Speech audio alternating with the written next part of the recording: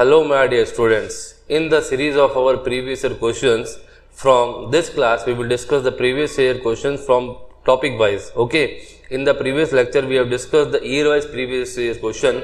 In this class we will discuss the previous year NEET questions from the topic average velocity and average speed. Okay, this is one of the important topic, covers many questions for your NEET examination. Okay, so the first topic from the today's class is a particle covers half of its total distance with the speed v1 and the rest half of the distance with the speed v2.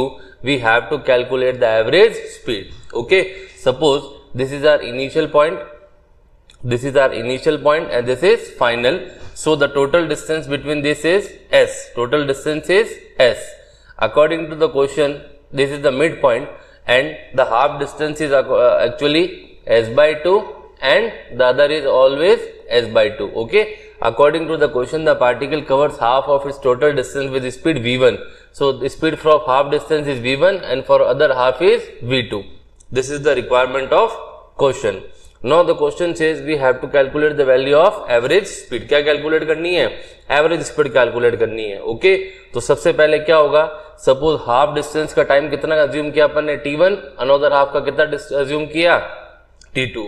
तो average speed का formula क्या होता है अपने पास? Average speed का formula क्या होता है? Total distance upon total time. Total distance upon total time. Total distance कितना इनिशियल और फाइनल के बीच में? s है. और टोटल टाइम क्या लगता है? t1 और t2. तो हाफ टाइम कितना हुआ? t1 और रिमेनिंग हाफ कितना हुआ? t2. अब अपने को क्या कैलकुलेट करना है? t1 और t2.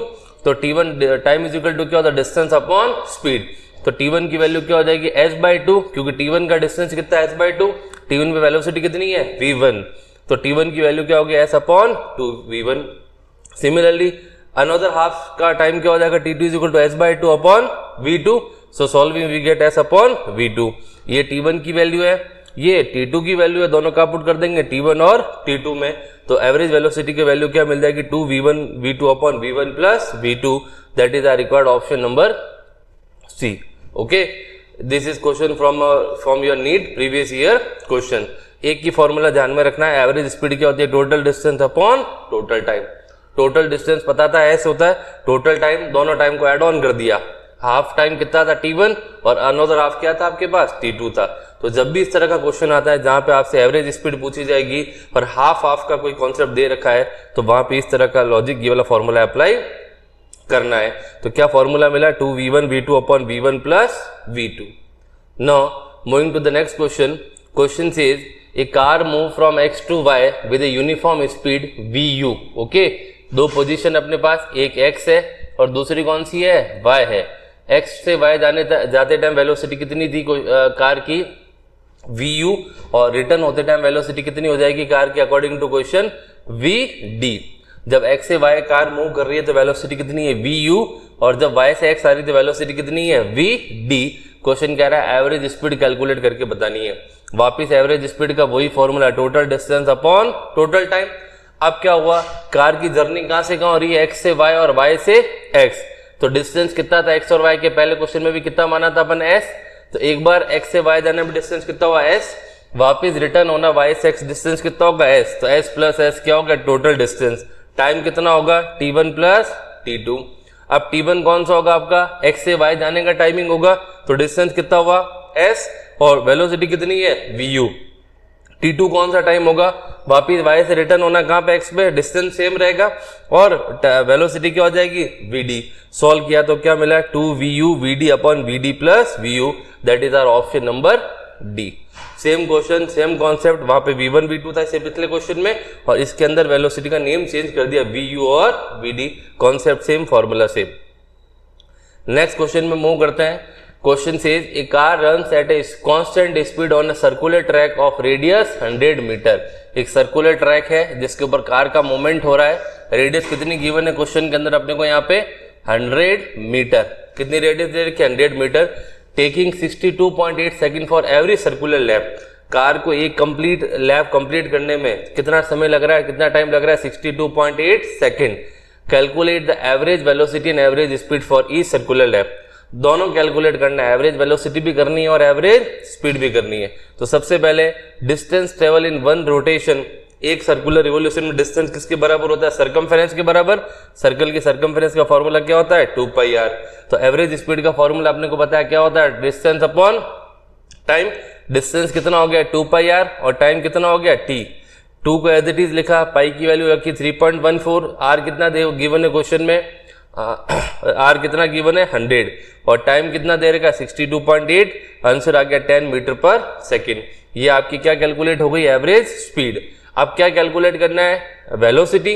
अब पता है एवरेज स्पीड होती है डिस्टेंस पे डिपेंडेंट, एवरेज वेलोसिटी किस पे डिपेंड करती है, डिस्प्लेसमेंट। तो सर्कुलर मोशन के अंदर डिस्प्लेसमेंट कितना होता है, 0। जहां से स्टार्ट हुए वापिस रोटेट होके वहां पे आ गए, तो स्टार्टिंग पॉइंट और एंडिंग पॉइंट दोनों क्या होता है, सेम। तो नेट डिस्प्लेसमेंट क्या होगा, 0, क्योंकि डिस्प्लेसमेंट का मतलब क्या होगा, minimum linear shortest path between initial and final. तो सर्कुलर के लिए डिस्प्लेसमेंट क्या होगा, 0। तो जब डिस्प्लेसमेंट 0 तो एवरेज वेलोसिटी भी क्या मिलेगी आपको, 0 मिलेगी। तो ऑप्शन नंबर कौन सा सही हो जाएगा आपका, सी हो जाएगा। क्लियर है। Moving to the next question. Question क्या कह रहा है, a car moves a distance of 200 metre, okay, it cover the first half of the distance at speed 40 kilometre per hour and second half of the distance with speed v। Okay, अभी तक जो questions कर रहे थे उसमें v1 और v2 थी, vd और vu थी, लेकिन इसके अंदर फर्स्ट हाफ की स्पीड तो अपने को दे रखी है। तो वापस वही डायग्राम ड्रॉ करेंगे। ये x है इनिशियल, ये क्या है फाइनल, ये मिड पॉइंट है, दोनों का x और y का ये मिड पॉइंट है। तो टोटल डिस्टेंस कितना दे रखा है, टोटल डिस्टेंस दे रखा है अपने को 200।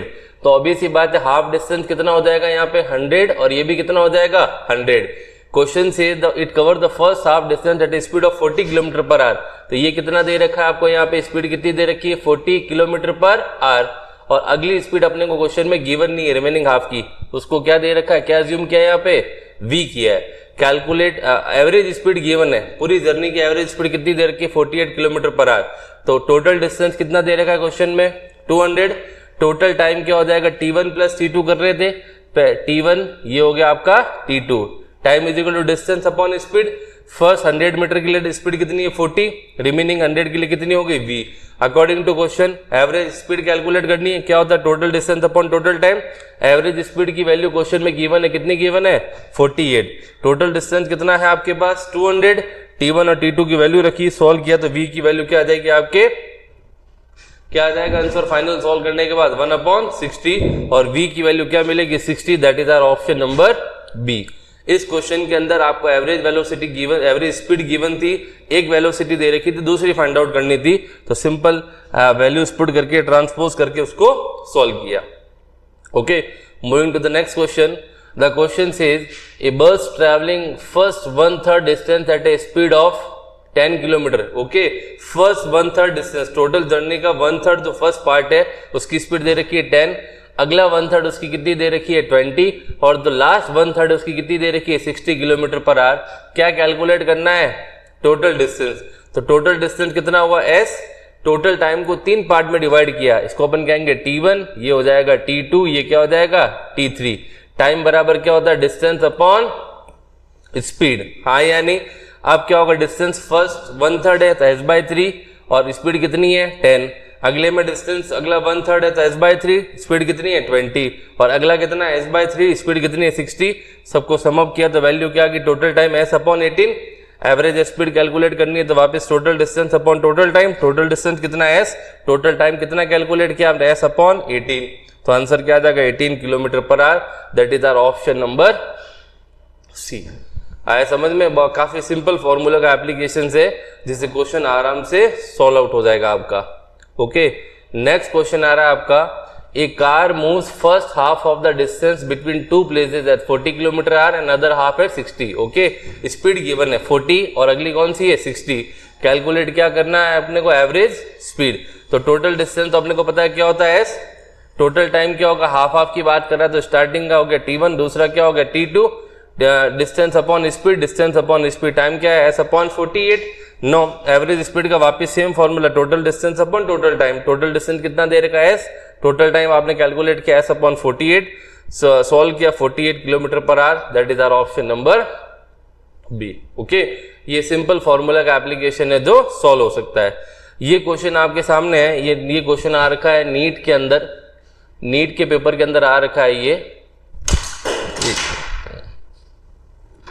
ये अगला क्वेश्चन जो है दैट इज आज in your NEET paper, NEET 23 paper 2023 के पेपर में आ रखा है क्वेश्चन। ये क्वेश्चन क्या कह रहा है, a vehicle travel half the distance with speed v and the remaining distance with speed 2v। Okay, half distance की स्पीड कितनी है v और अदर हाफ की डिस्टेंस की स्पीड कितनी है 2v।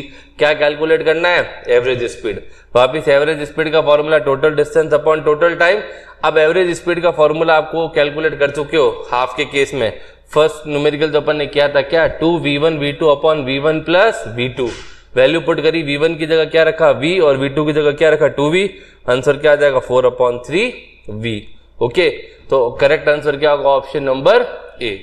तो इस तरीके से आप कोई भी ऐसा न्यूमेरिकल ऐसा क्वेश्चन जिसके अंदर एवरेज स्पीड पूछी जाए, एवरेज वेलोसिटी पूछी जाए, एक सिंपल सा फॉर्मूला उसको अप्लाई करना है। अगर हाफ डिस्टेंस वाला 1/3 डिस्टेंस वाला क्वेश्चन आता है तो उनके पैटर्न को भी अपन ने इसके अंदर डिस्कस किया है। नेक्स्ट लेक्चर के अंदर और भी कुछ ऐसे सेलेक्टेड टॉपिक्स लेके आएंगे जो प्रीवियस ईयर क्वेश्चंस के अंदर प्रीवियस ईयर एग्जामिनेशन में काफी इंपॉर्टेंट वेटेज रखते हैं और उनका सॉल्यूशन, ताकि आपकी स्ट्रेटेजी और प्लानिंग आपकी डिसाइड होगी कि किस तरह के क्वेश्चन को कैसे अटेंड करना है। Thank you.